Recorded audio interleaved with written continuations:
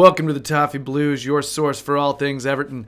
I am Gerry still. Joining me today is Terry. Terry is back. Let's talk about the Bournemouth preview. Let's talk about we possibly can keep some positive momentum going. We'll see. It is away though, right?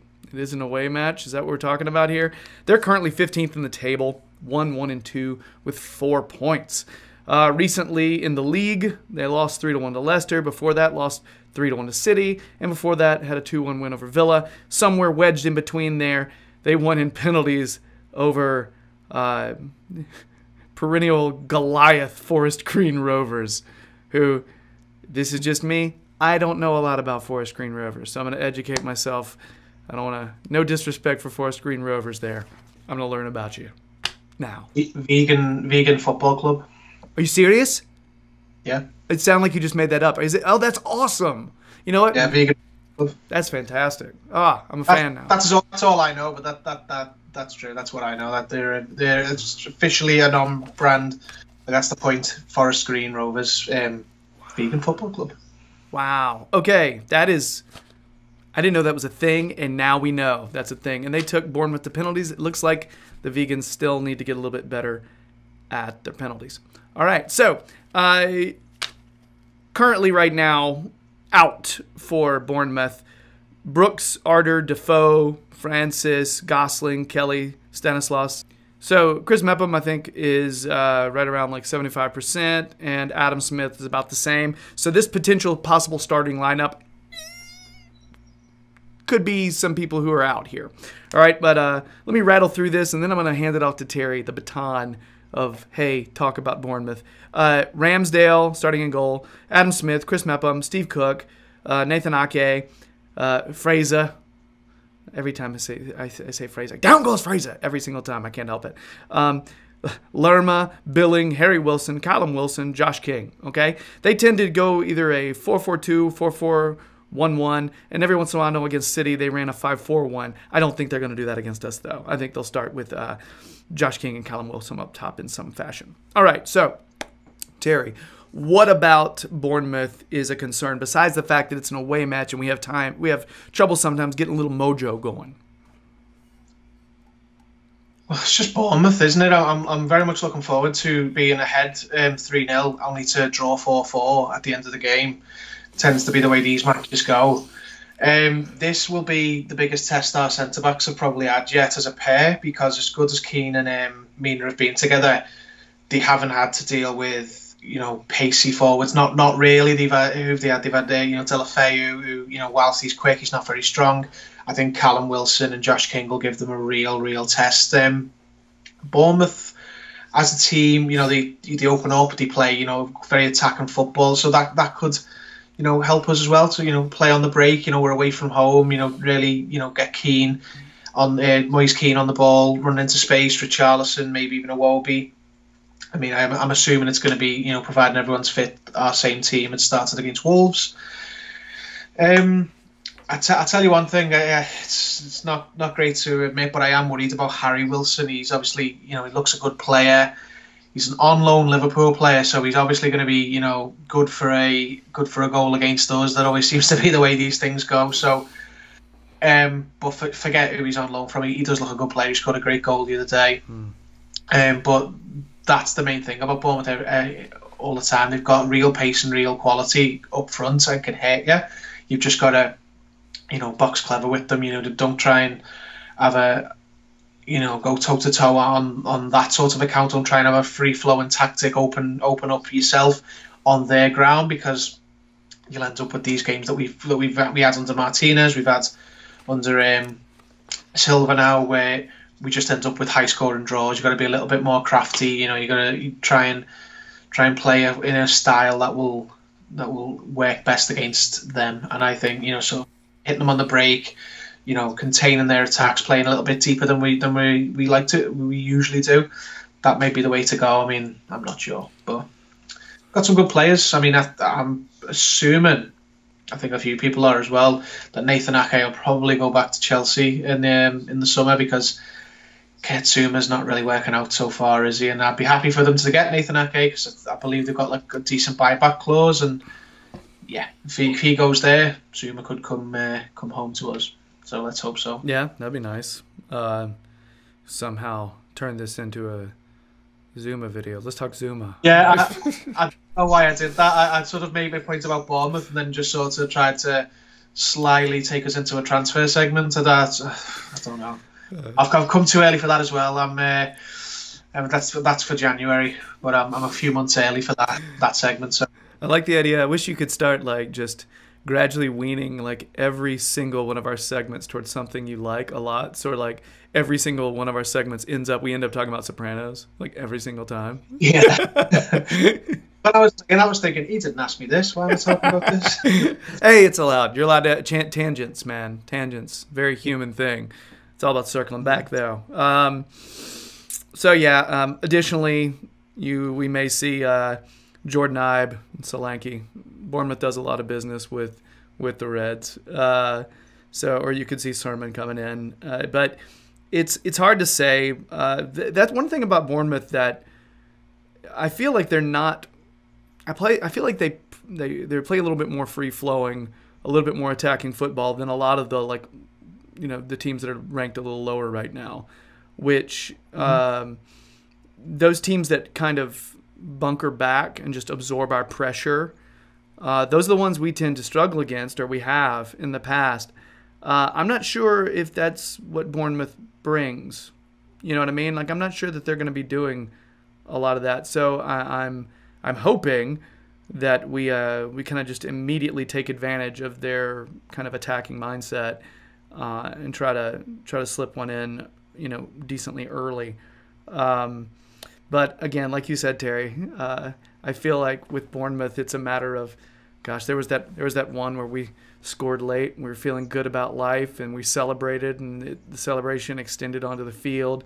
The referee added just a lot of time because of that, and we gave one up. So I still feel like this particular squad and Silva's a little bit more strong mentally. I feel like we're a little bit better at finishing out games, finishing out the matches. So, but we'll see. What do you think the lineup's going to be?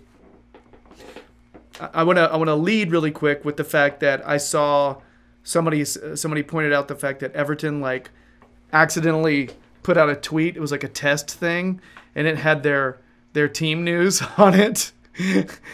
Yeah, I saw that. I'm not sure whether that was real. Well, it said they said it's no early team news, but that could be them just doing a little CYA. You know what I mean? So we'll see. But if it was correct, then I'm not writing down what it said. I've got one that I changed from that. But from what I've heard, I don't know this to be true, but from what I've heard, I think the team is announced informally. So the players are told. Typically, depending on late injury tests and stuff, that on Friday the players get told, before they leave or when they're on the way. So it may be a little bit early for even the manager to have made that decision. And if the club accounts have acknowledged that tweet of, oh yeah, that wasn't the real team news, then it's probably not going to be the team. I like the idea of Silva signing into the team Twitter account and putting it out there and laughing to himself later just to mess with their social media people. I don't know how that happened. That'd be fantastic. So who is? I mean, I feel like we may have the exact same names all the way through.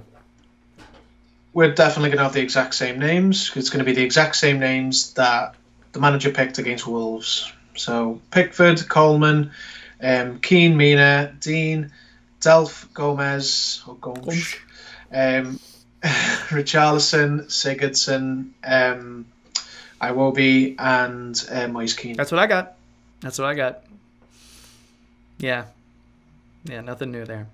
I feel like that's what most Evertonians would pick now if we were Silva. I've got high hopes of Keane, breaking his duck, his first goal, just because he's, I think, away from home, and against a team like Bournemouth, he's going to get more time and space to run into, whereas against Wolves, it's not that they sat back and defended all game, but they had three centre backs, and it was a little bit more little bit harder to get through and, to get his opportunity, to get his space, because he was dealing with a lot of defenders in front of him. He's going to hopefully will find himself one-on-one with space to go into a lot more in this game. So I'm really hopeful that he breaks his duck, because even though it's not the end of the world if he doesn't, it's always good for especially for like a striker, to feel like they're off the mark, and when they're new to a club and all that, gets the confidence going. Breaks his duck. Plus, I really want to see that dance. Oh man, the dance. I as well. Instead of having to just watch old videos of him kind of do that, and I'm not doing it right now because I probably look really stupid doing it. But part of me wants my kids to see it so many times that they learn it. You know what I mean? Like, that means he's scoring a lot of goals. Yeah. Same stuff. What's going to be the final score?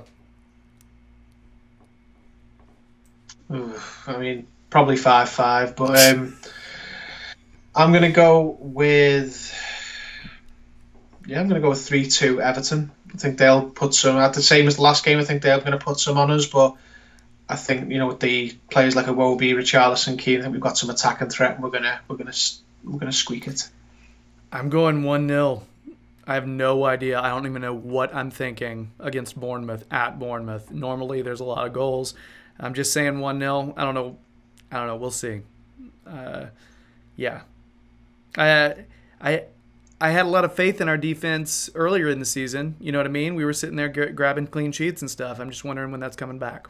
So I keep. It's like that's what my picks are predicated on. You know what I mean?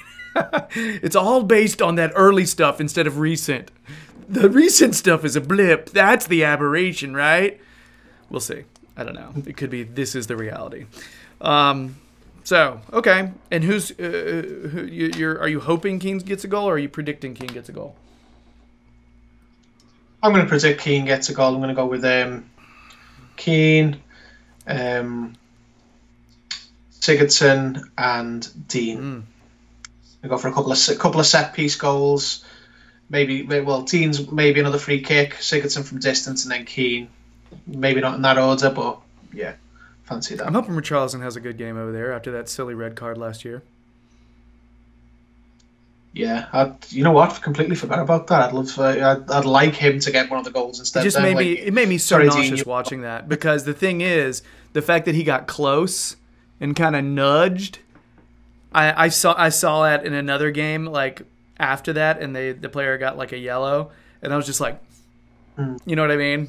It was, it was that incident last year where Alan Shearer on Match of the Day, called it disgraceful or something. Like, he basically criticised him for going head to head with a player and pushing his head forward slightly. So I tweeted Alan Shearer last year and said that he elbowed every single player he jumped up for a header for, and then I called him a quote chin-headed whopper, and he replied to me.